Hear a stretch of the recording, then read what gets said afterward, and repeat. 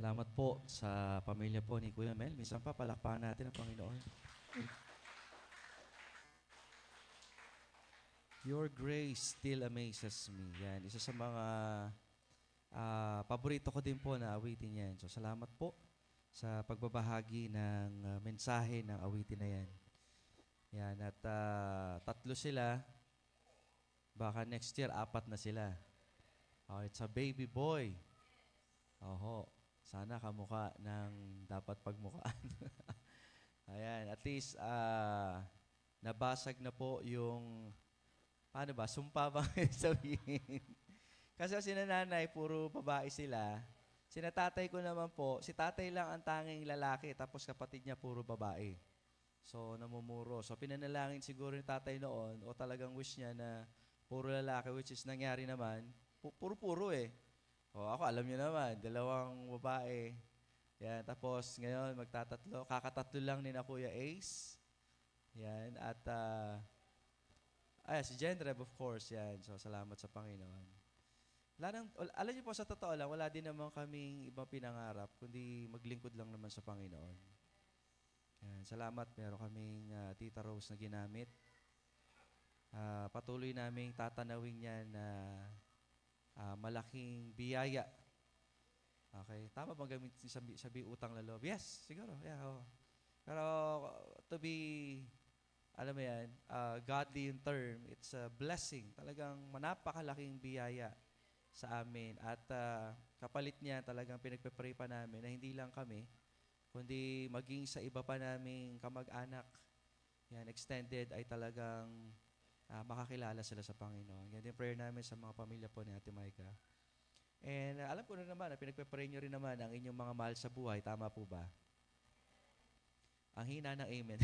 Pinagpe-pray nyo ba? Tama? Apo, salamat sa Panginoon. So, yeah. Patuloy po tayo maglingkod sa Panginoon hanggang sa pagbabalik po niya. At sa pamamagitan po ng ating paglilingkod, tayo po mag-aaral na ng salita ng ating Ama.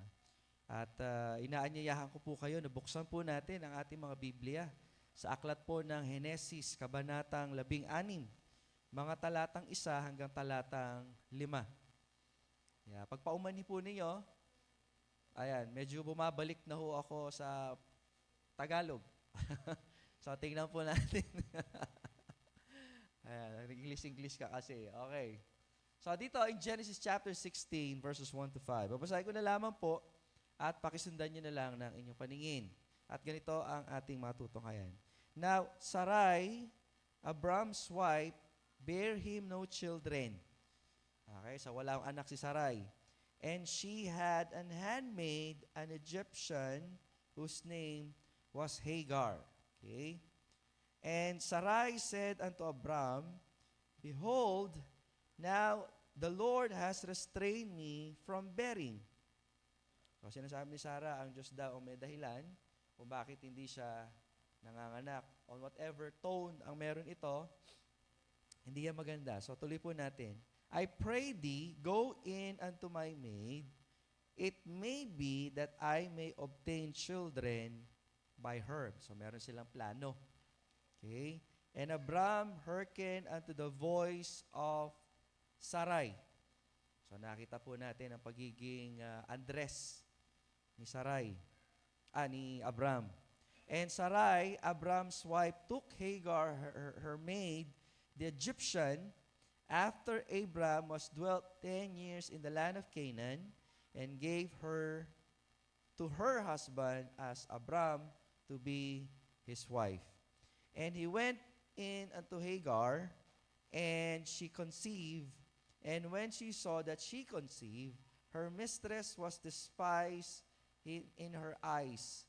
And Sarai said unto Abram, My wrong be upon thee, I have given my maid into thy bosom. And when she saw that she had conceived, I was despised in her eyes. The Lord judge me between me and thee. Yan. Tayo po yung humingi ng talino sa Panginoon, tayo po yung manalangin. Muli, Ama, kami po yung nagpapasalamat ngayong umagang ito. Panginoon Diyos, tulungan niyo po kami as we study your word. Hinihingi po namin ang iyong banal na Espiritu malayang kumilos at ang magturo sa amin pong mga dapat gawin at dapat i-desire po namin, especially Lord, in doing your will. Father, once again, hiningi po namin na patuloy na kayo maitaas sa lahat po ng aming ginagawa and especially sa aming pong pakikinig. Salamat po ng marami. In Jesus' name we pray. Amen and amen. Maaari na po tayong maupo.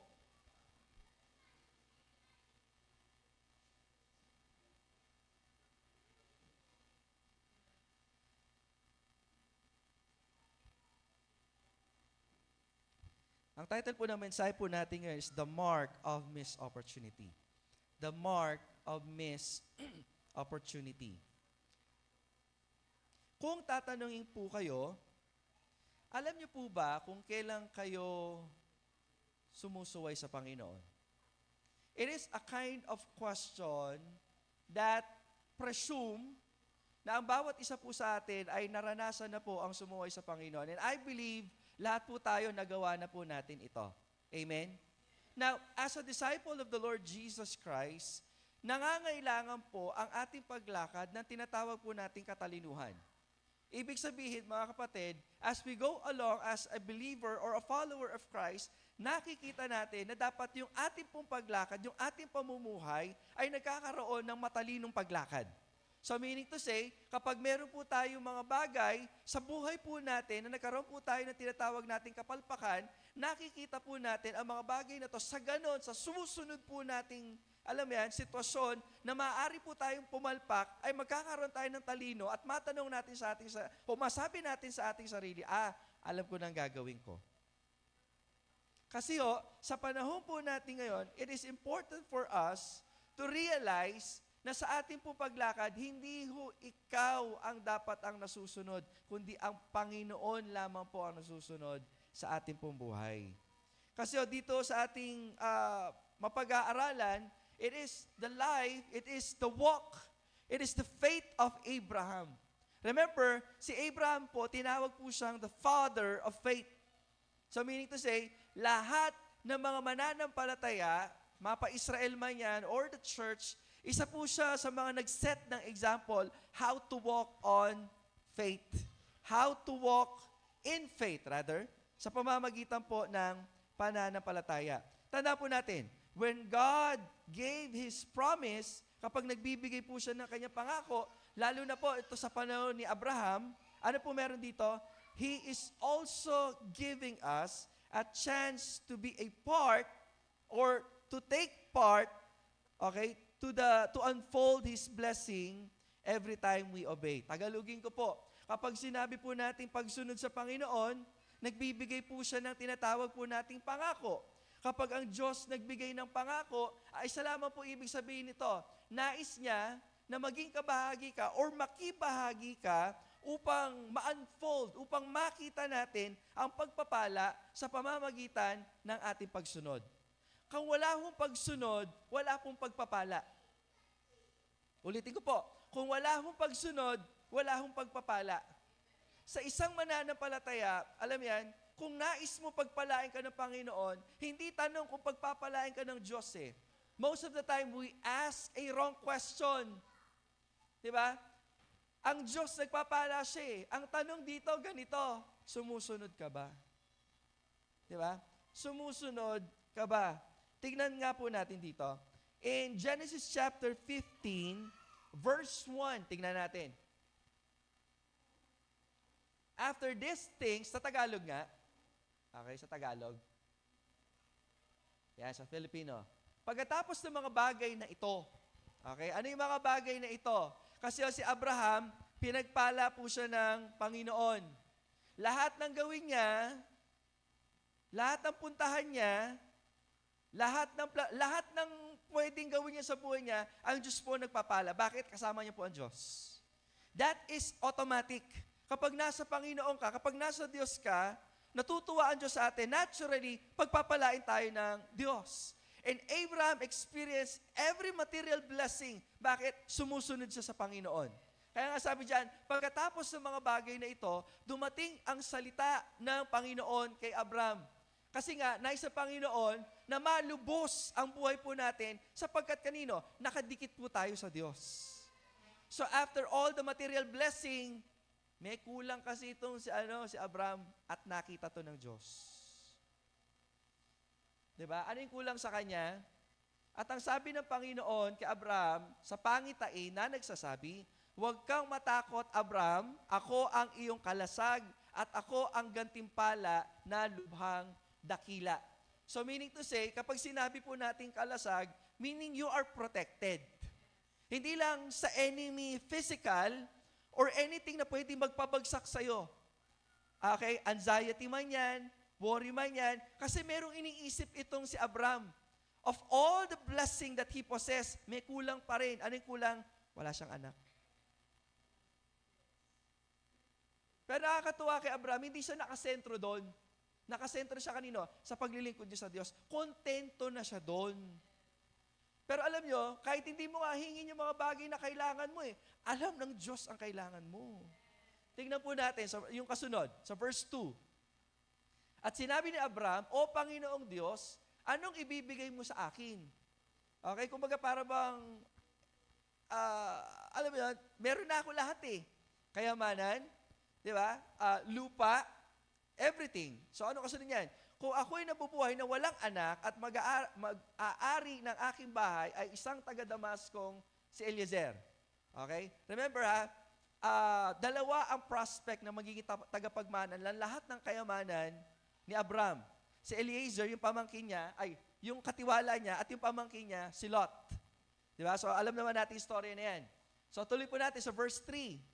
At sinabi na Abraham, narito hindi mo ako binigyan ng anak, narito ang isang ipinanganak sa aking bahay ay siyang tagapagmana ko.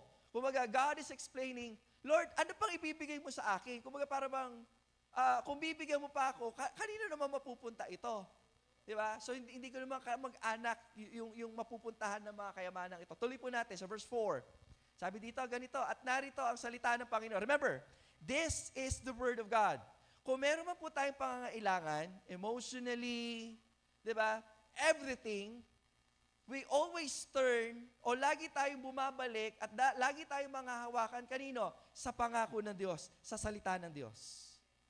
Every people, every believer, every follower of God na nakakaranas ng anxiety, lagi titingnan lang natin ang salita ng Panginoon.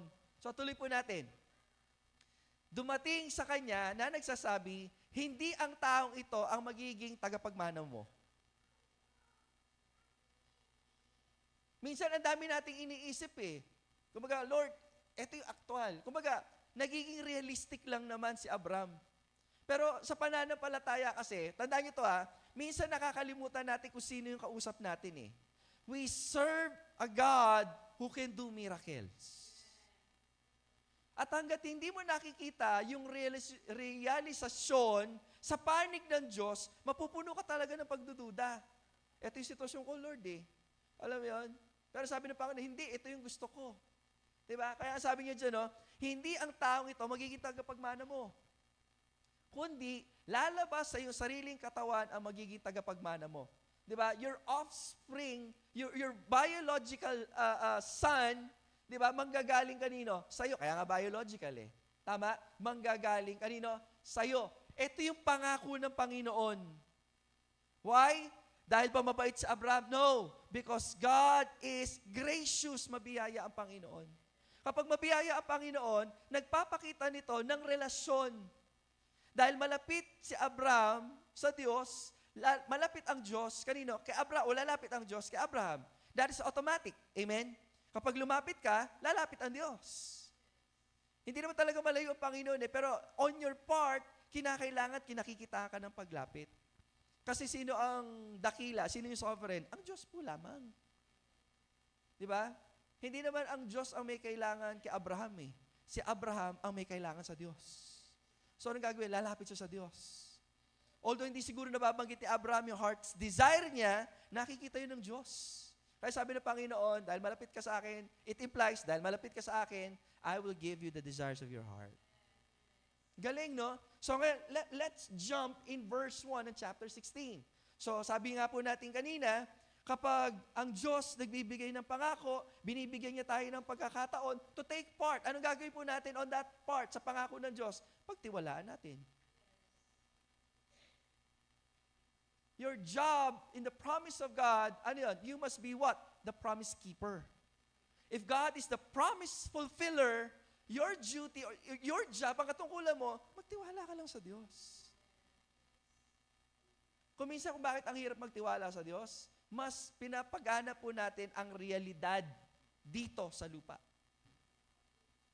When we are a believer of God, yung reality ng Diyos na dapat tinitingnan mo. Nakikinig po ba kayo? Napakahirap lumakad sa pananampalataya kapag ang standard ng iyong paningin, ang standard ng iyong pamumuhay ay kagaya ng sa mundo. I remember Joshua and Caleb. Lagi kong binabanggit ito kapag sinabing reality.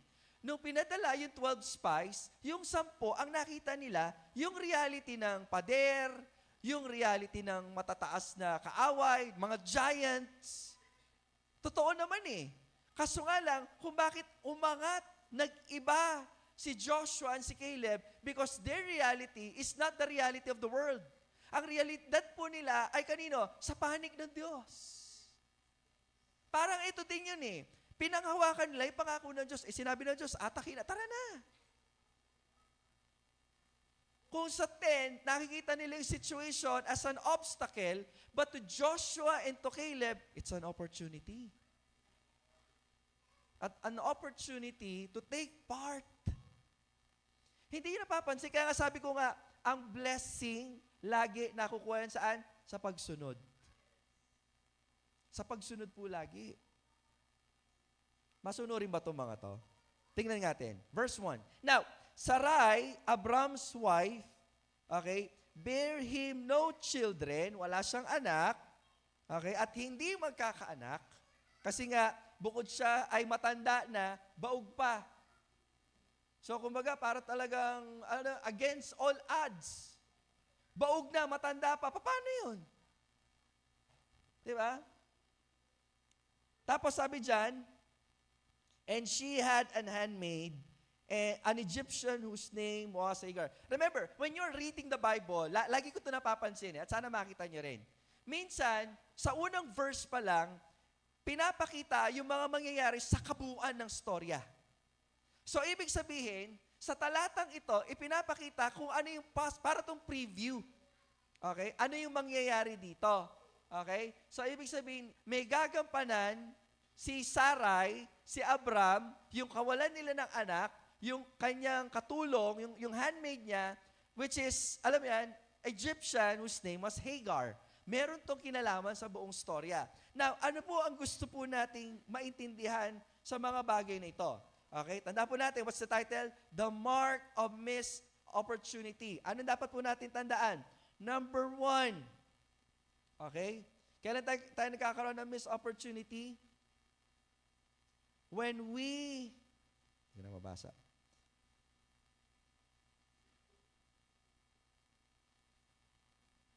Kailan tayo nagkakaroon ng missed opportunity? When we are blind and grab a false opportunity. Okay? When we are blinded and grab false opportunity. Now, tingnan po natin uli sa verse 1. Okay? Tingnan po natin ha. Now, Sarai, Abram's wife, take note ha, hindi sinabing basta Sarai lang. Okay? Na dapat merong influence ni Abram as a father of faith, okay, as the head of the family, dapat ang sumusunod, ang nangunguna, ang lalaki at hindi ang babae. Hello? That's the design. Hindi po siya gender equality. Hindi yung tinatalakay dyan. Kundi pinapakita dito, the responsibility ng mga kalalakihan na tumayo kayo bilang spiritual na leader ng inyong pamilya. Malaki ang problema mo pag ikaw ay tatay at hindi ka nasusunod sa pamilya. Amen? Lalo na kapag hindi mo alam kung saan mo dadali yung pamilya mo. Ngayon, kung hindi mo sila nadadala sa paglilingkod, hindi ka nagiging mabuting, alam mo yan, spiritual leader ng iyong pamilya, paano ba sabihin ito ng hindi masakit sa damdamin? Parang wala kang silbi. Sakit nun, ano? Tandaan ho ninyo, ang nagdisenyo, ang Diyos. Anything na wala o hindi mo ginagawa based on its original design, that is dysfunctional. Nakikinig po ba kayo? Halimbawa, kung kayo ay may ginagamit na baso, ang basong yan, ang purpose niyan, pang-inom. Pwede ba siyang gamiting tabo sa CR? Pwede. Pwede. Kaso nga lang, hindi yun yung original design. Nagigets po ninyo? That is not the original design. Ganon din po sa mga kalalakihan. Kaya nakakatuwang isipin, pati ito, nabanggit dito. Okay? Sa konseptong ito. Now, Sarai, Abraham's wife, bear no children, and that is the situation of Sarai. Okay? Wala po siyang anak. Kaso po ba ito? Actually, hindi eh. Diba? Hindi po. Tatanda po nyo, anuman ang meron sitwasyon tayo, okay, whatever situation you are in, God allowed it to happen. Naalala po niyo yung bulag, tapos yung mga disipulo? Naalala niyo po yun? Tapos sinanong ng mga bulag, Lord, sino may kasalanan kung bakit bulag siya? Siya ba o magulang niya? Ano sabi ng Panginoon? Mali yung tanong niyo eh. Bulag yan para ma-declare ang gawa ng Diyos sa buhay niya. Ganun din po sa sitwasyon po natin. Kaya huwag mo sasabihin na kaya hindi ka naglilingkod sa Lord kasi nga mahirap ka lang. Alam mo yun, hindi ka naglilingkod kasi wala kang talento. Hindi yun eh. Kumbaga, nabigyan ka ng pagkakataon sa iyong sitwasyon to take part of God's blessing. Ewan ko kung naka-fellowship niyo na po si Tita Rose, pero sasabihin niya, hindi siya magaling kumanta. Siguro hindi kayo maniniwala. Pero kasi kung bakit nangyayari yan, God has given her an opportunity para paglingkuran ng Diyos. At kapag ang isang bagay lagi mo pinapagamit sa Diyos, pagpapalain niya ng Diyos. Who would thought?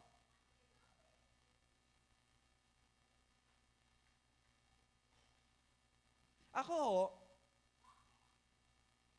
in my wildest dreams, hindi man lamang sumagi, okay, sa aking isipan, na makakayanan ko po ang tumayo sa harapan ng maraming tao. Siguro nasasabi niyo parang di naman totoo. Hindi po.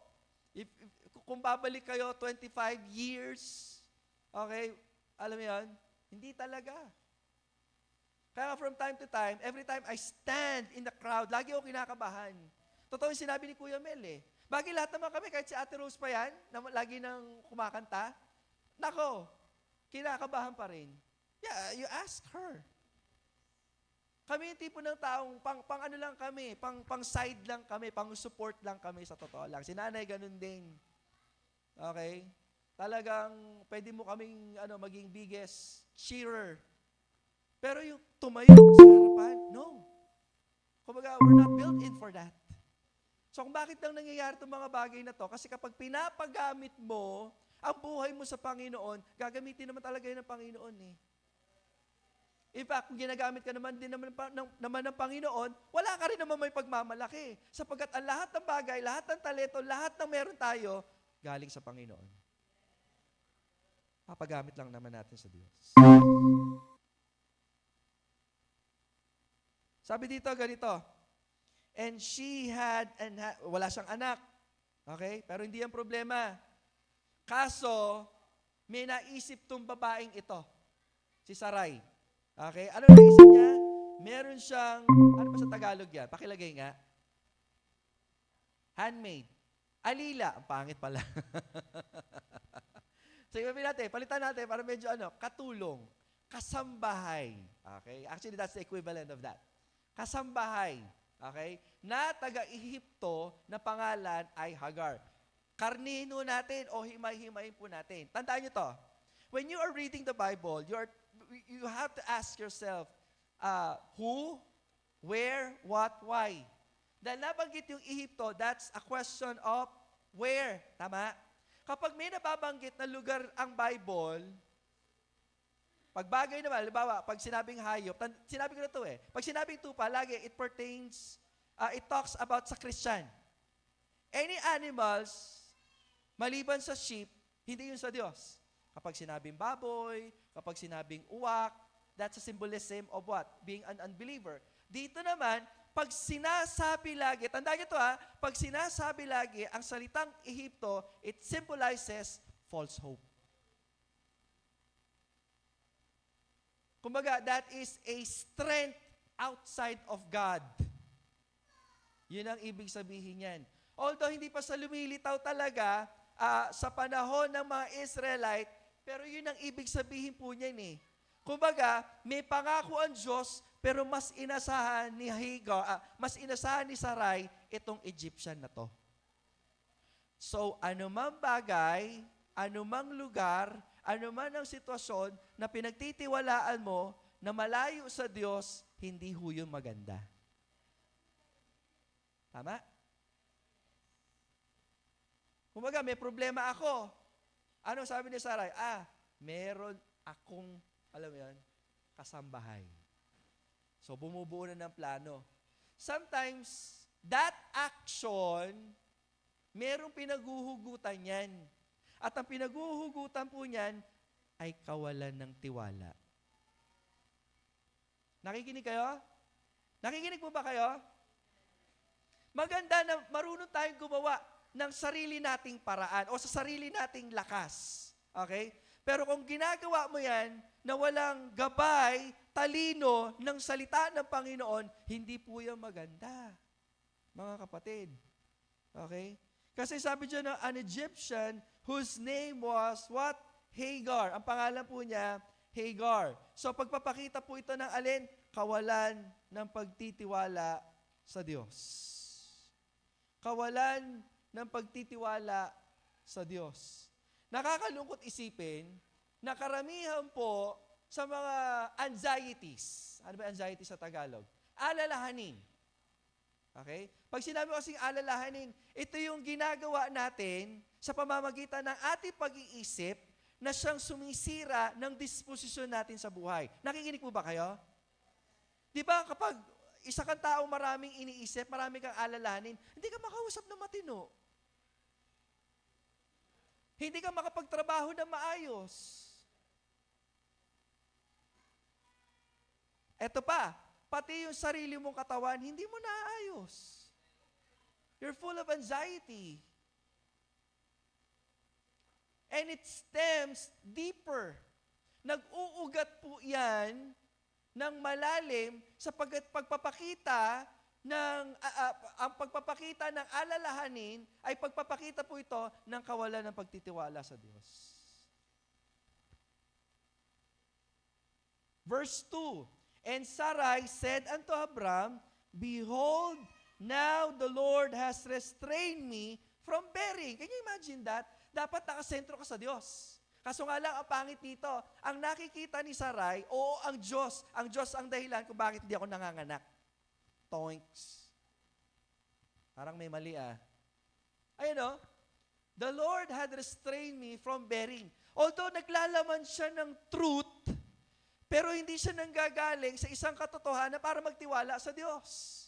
Isa siyang truth na kung saan, nagiging lie, nagiging kasinungalingan, kasi ang motibo niya ay hindi naman magtiwala sa Panginoon. Pwede naman sabihin, hindi ako binigyan ng anak ng Panginoon, pero magtitiwala pa rin ako sa Diyos.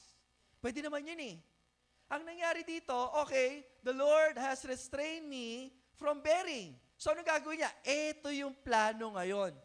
So, kung kanina, it stems from not trusting God.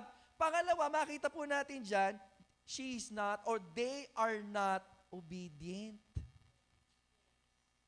Hindi sila nagtitiwala, hindi sila sumusunod. Sinabi niya kay Abraham, okay, nakikiusap ako sa iyo, I pray thee, go into my handmaid. Pag sinabing go into my handmaid, sipingan mo siya, maging number 2 mo siya. Imagine mo yun. Diba? Dahil meron kang pangangailangan, gagawa ka ng drastic move. Okay? Drastic move. Kasi sabi dyan, nagtagalog tayo uli. Sumiping ka sa aking alilang babae, okay? Ito yung maganda pa. Yung word na kasunod niyan, marahil. Balik mo nga sa English. Okay? It may be. Pag ginagamit mo yung word na maybe, anong ibig sabihin niyan?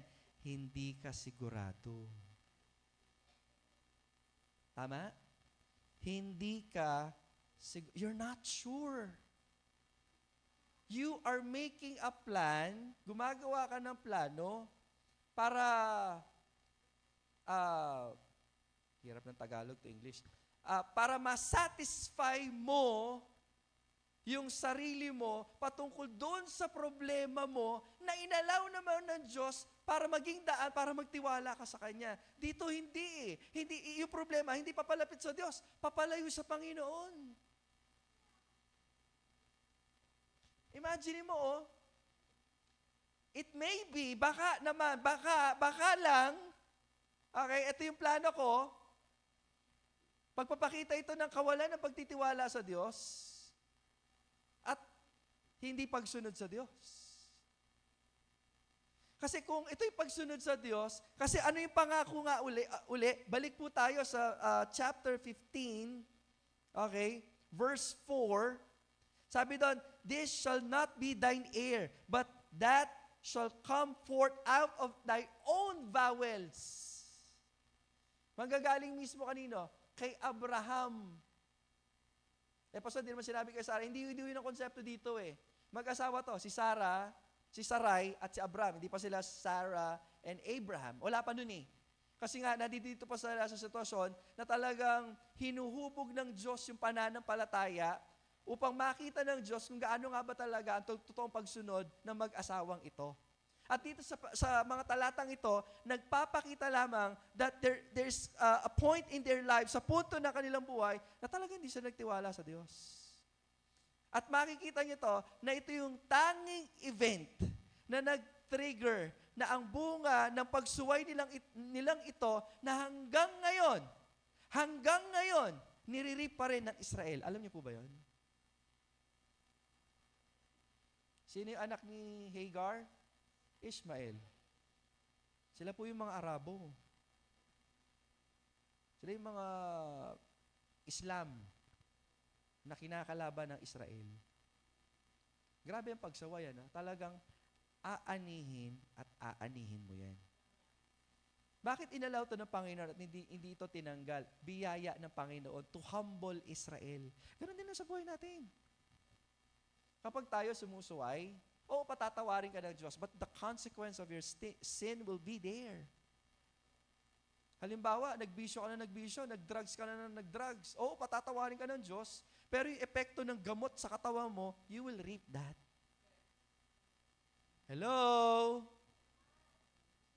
Mga kabataan, ganun din.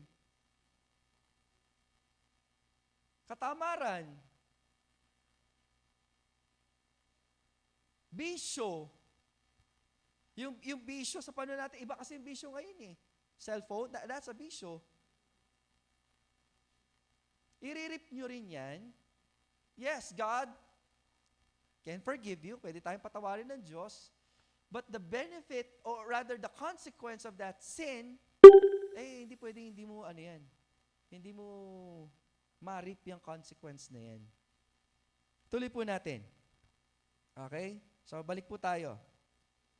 And Abraham, ano sabi dyan? Hearken, ang sabi ng verse 2 ng chapter 16.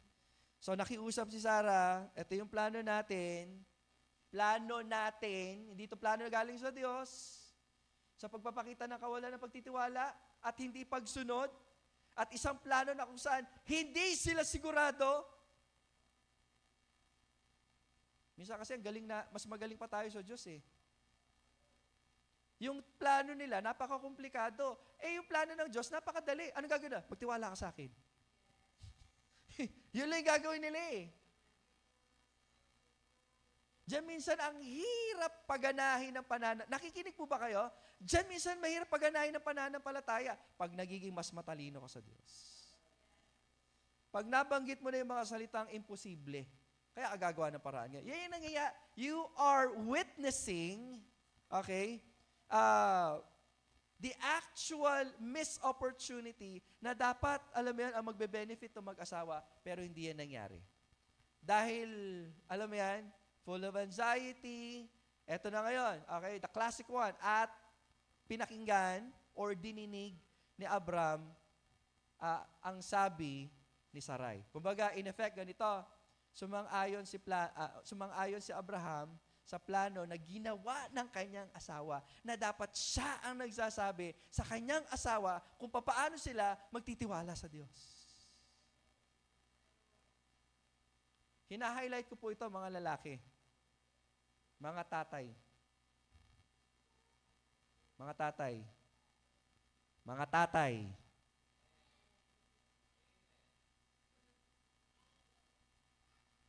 Alam ko, matatalino pong babae. Sa totoo lang. Tanggapin niya na lalaki o hindi. Kaya nga dapat i-challenge ninyo ang inyong sarili na humingi kayo ng talino sa Diyos to lead your family closer to God.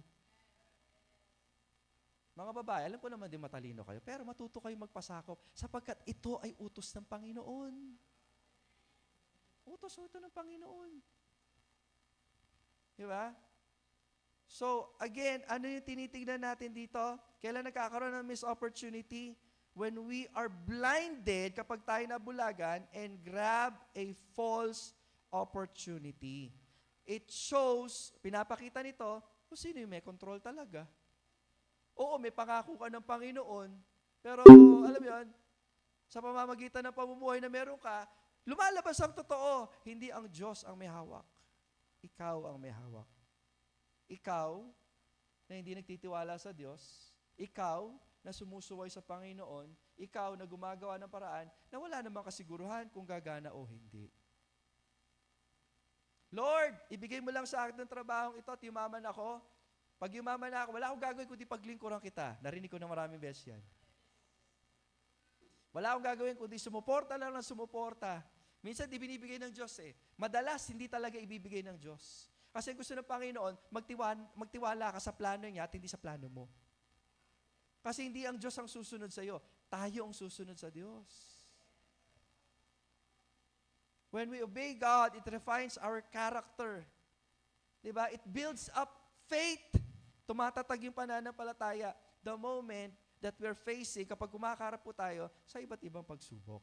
Pangalawa na kinakailangan po natin makita dyan, we miss the opportunity or the mark of a missed opportunity is when we plan or act our own way out of hardships. Ulitin ko, when we plan or act our own way out of hardships. So sabi ko ito lagi, ang Kristiyano, ang buhay ng Kristiyano ay masayang tunay. Amen. Masayang tunay, hindi dahil may problema. Ang buhay Kristiyano ay may problema, pero dahil meron tayong Kristo na nakakaalam ng buhay, ang buhay ay masayang tunay. Di ba? Ang buhay ay masayang tunay. So, tingnan po natin, okay? In verse 2. Okay, sabi ng verse 2, balikan natin. And Sarai said unto Abraham, Behold, the Lord had restrained me from bearing. Kung bakit pinaulit-ulit ko yung statement na yan, sabi ko nga, in a sense, naglalaman siya ng katotohanan. Pero makikita natin ang tunay na nasa puso ni Sarah sapagkat ang pagtitiwala natin sa Panginoon, hindi dapat nakasalalay sa sitwasyon. Dahil ang sitwasyon ay pwede natin gamitin para mas mapalapit sa ating Panginoon. Dito hindi nakita na lalapit siya sa Panginoon eh. May plano siya, may motibo siya. And the plan is not good at all. In fact, their plan is to ignore God's provision and promise. Kasi may pangako eh. Tandaan niyo po yun ha, may pangako. In fact, direktang pangako nga eh. Sabi ng Diyos kay Abraham, in a sense, dapat si Abraham papasa kay Sarah, pangako ito sa mag-asawa, sapagkat paano naman gagawa ng anak si Abraham kung wala si Sarah? Tama? Tama? Ngayon, kung bibigyan ka ng pangako na matagal mo nang hinihintay, palagay mo, hindi mo sasabihin sa asawa mo? Ang kaso, may something yung asawa. Diba? Mas pinagana niya yung realisasyon, yung realidad na alam niya. At hindi siya pumanig dun sa realidad na ipinagkakalob sa kanila ng Diyos. They ignore God's provision and promise. Ito masakit dito. Makinig. Di ba, may pangangailangan, anak, papangako ng Diyos. Nais manipulahin ni Sarah ang plano ng Diyos. Baka naman, gagamitin oo, magkakaanak tayo. Pero, gagamitin si Sarah para magkaanak ka mula sa Diyos sa pamamagitan ni Hagar. Nagigets yung yung craftiness. Merong manipulation. Para nga namang totoo no? Oo, magkakaanak ka. Totoo yun. Kaya nga gagamitin natin si Sarah. Di ba? Ay, sorry. Gagamitin natin si Hagar para magkaanak ka. Mas matalino pa sa Diyos, ano? Ano bang tamang term dito? Sweetik, wais? Those are the term na negative siya, pero they are crafty in a sense. Alam niyo, hindi natutuwa ang Diyos sa ganitong mga, alam mo yan, pag-iisip. Amen? Amen po ba? Lord, pwede ko na maging boyfriend to, pwede naman gawing Christian.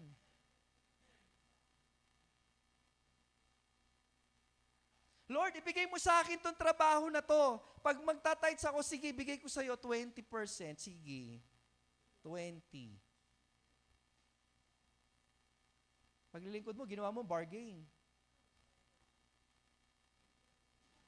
Hindi kailangan ng Diyos ang pera mo. Kailangan ng Diyos yung buong ikaw.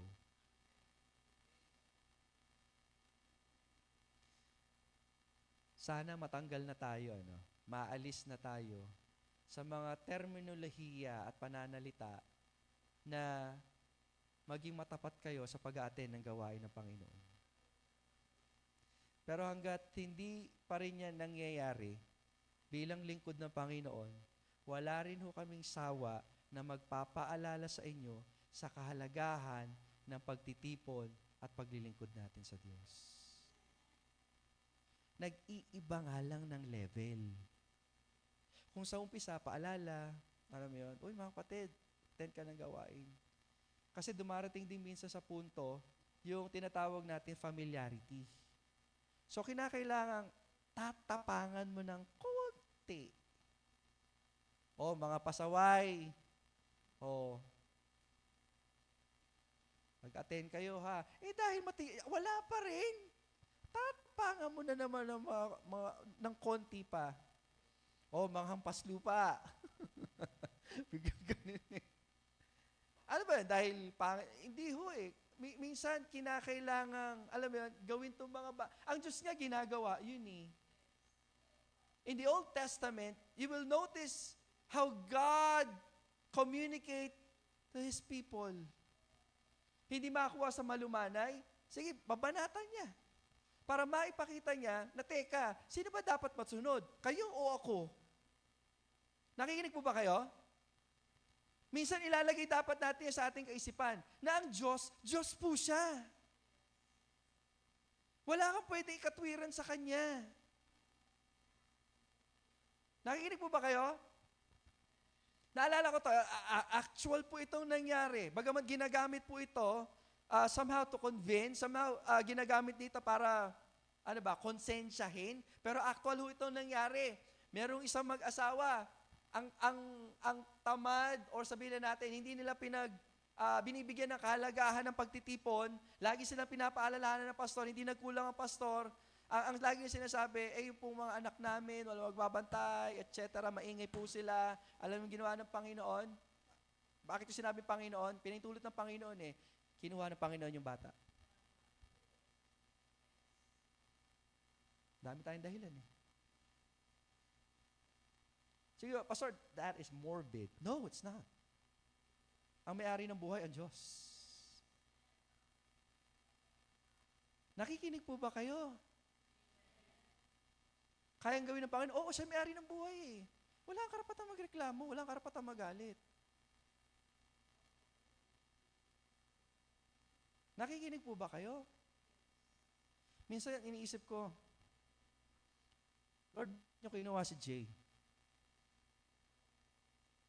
Pwede bang forgive me for the term, I'm talking out of emotion. Pwede po ba yung walang kwentang miyembro na lang namin na kunin ninyo? Total, di naman siya tapat Forgive me for the word, but that is an emotional statement. Kumbaga, para lang maipakita ko sa iyo yung damdamin talaga. Kasi ang Diyos dapat, ang priority, lahat po tayo. So ngayon, nung sinasabing story yun, parang, oo nga, no? Minsan mapapaisip ka talaga eh. Kasi kung ano yung mas pinapahalagahan mo, makinig kayo, kung ano yung binibigyan mo ng mas higit na oras, mas kinakatakutan mo, yan yung Diyos mo. Yan yung Diyos mo. Pag mas takot kang malate sa trabaho, kaysa sa church, Diyos mo yung trabaho mo. Kung mas malaki kang magbigay sa pang-load dahil pang-game mo yan, kaysa sa pag-offering, yung game mo, yan yung Diyos mo. Kung mas natatakot ka sa sasabihin ng ibang tao, kaysa maglingkod ka na may katapatan sa Panginoon, yung ibang tao, yung Diyos mo. Anong mang bagay na kumukuha ng inyong oras, atensyon, pera, lakas, lahat ng meron ka, yan yung Diyos mo.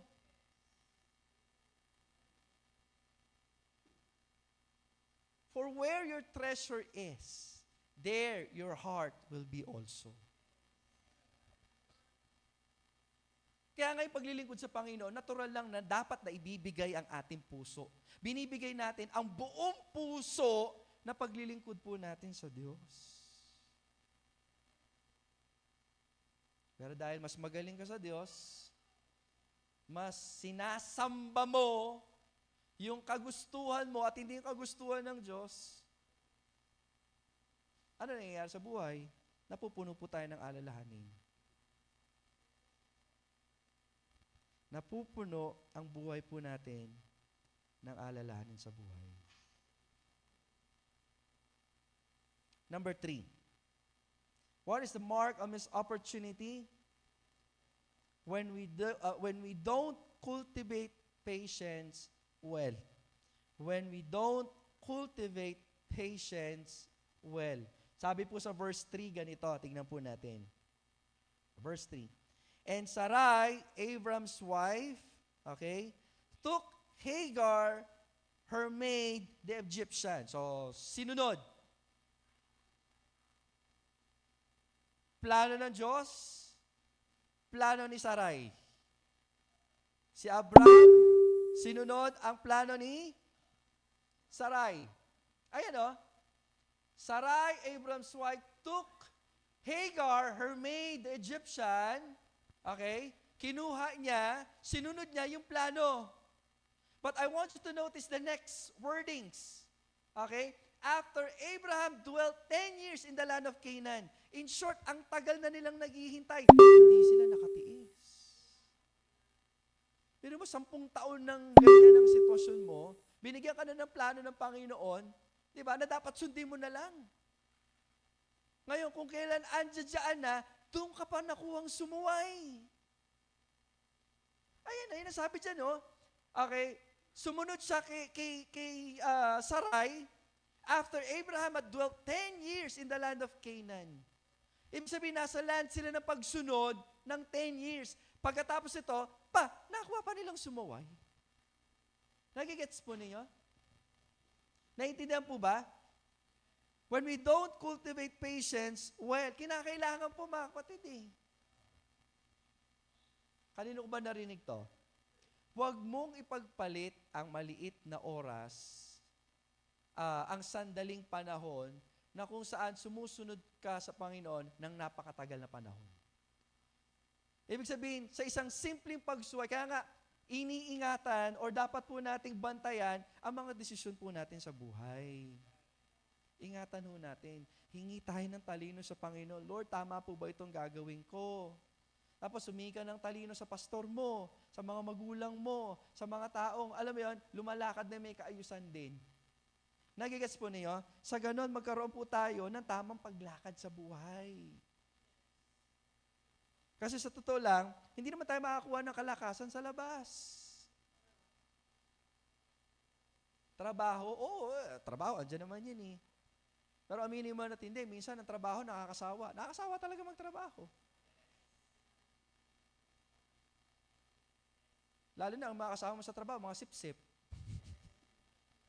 Di ba? Tama? Ikaw, lahat ng bagay, ginagawa mo siya, alam mo yun? Kasi ginawa sa boy, kundi dumikit ng dumikit. Tapos sa construction, trabaho ng trabaho.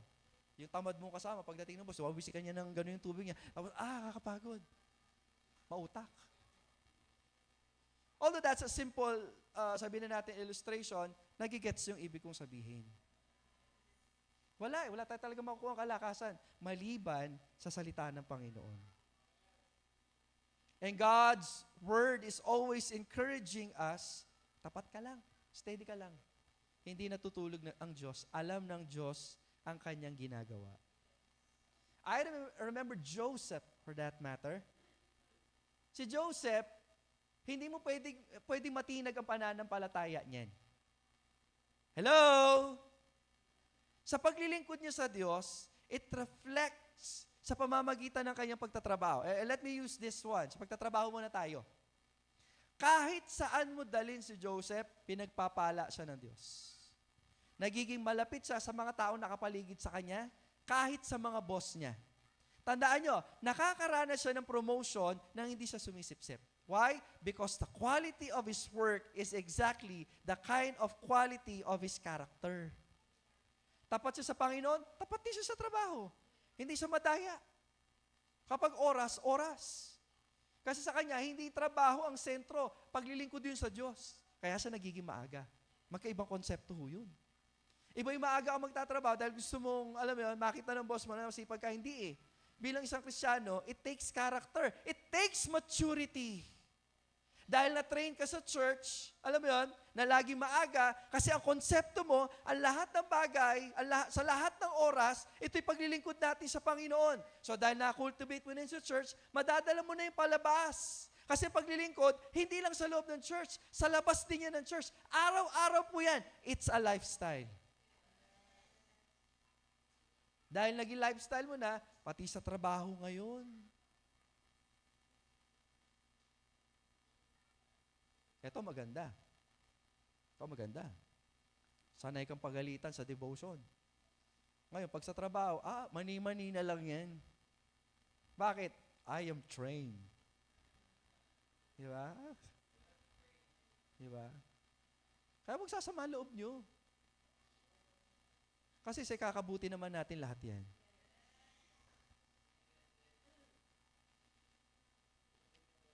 Minsan, iniisip ko,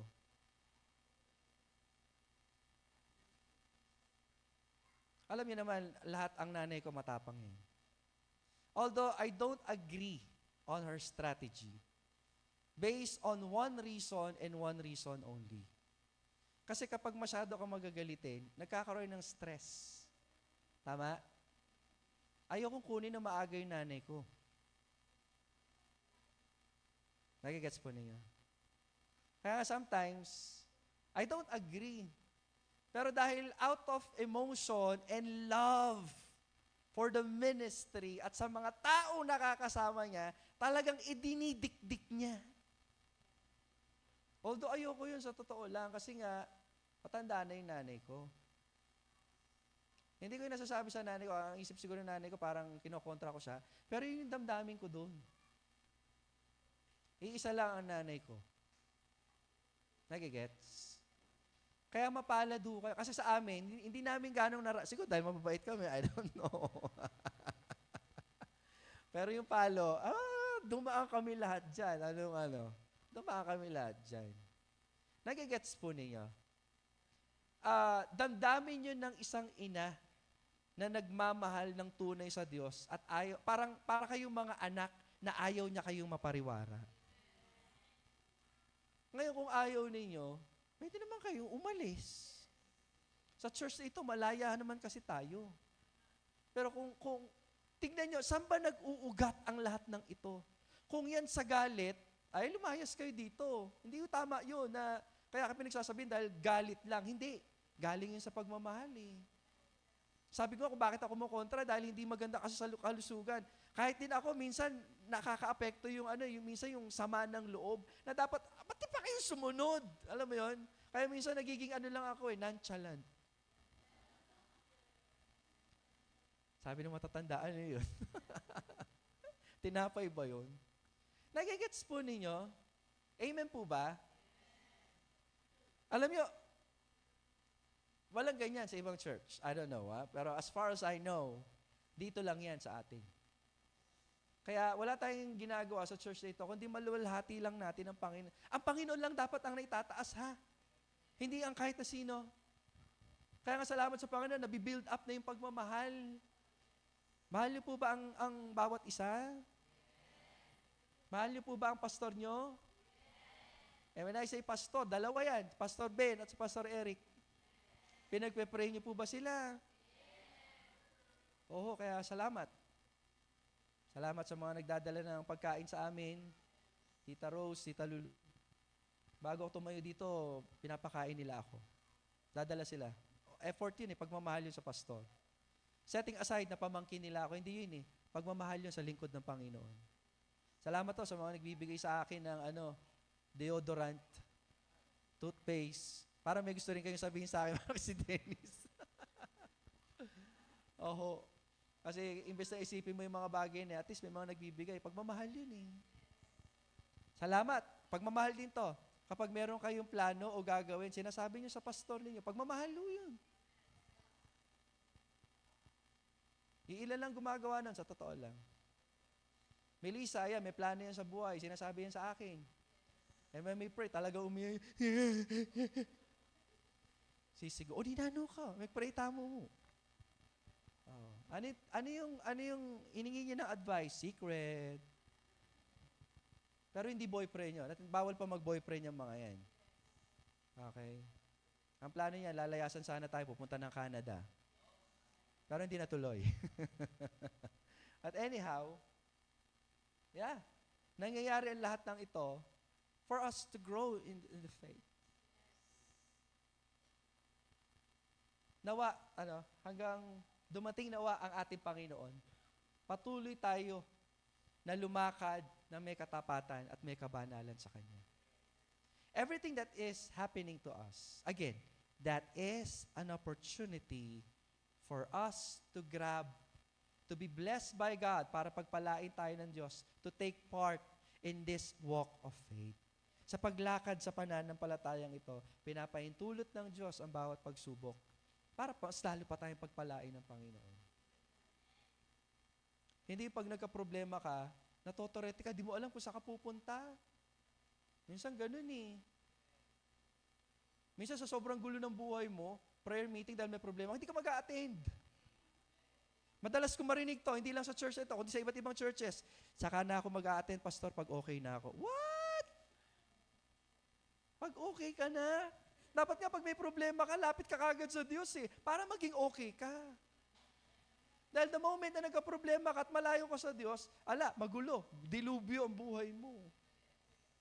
Dilubyo. That is number 3. And number 4 and last, okay? The mark of missed opportunity. Again, pinapahintulot ng Diyos ang bawat sitwasyon, right? So dapat magtiwala tayo sa Kanya. Hindi dapat tayo mas magaling sa Diyos.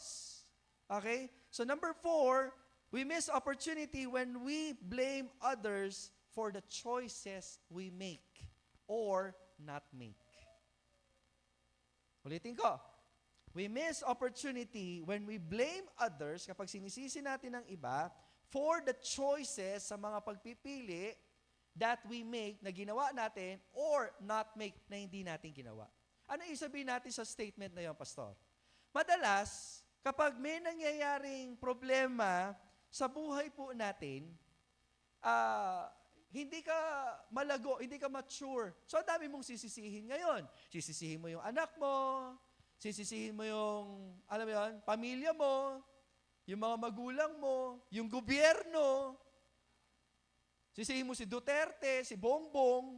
Ano kinalaman yan? Wala ka lang bigas, sinisi mo yung presidente. Di ba? Minsan sa sobrang layo natin sa Diyos, sabi nga ni Pastor John Mark, nakakamomo. Di ba? Nakakamomo.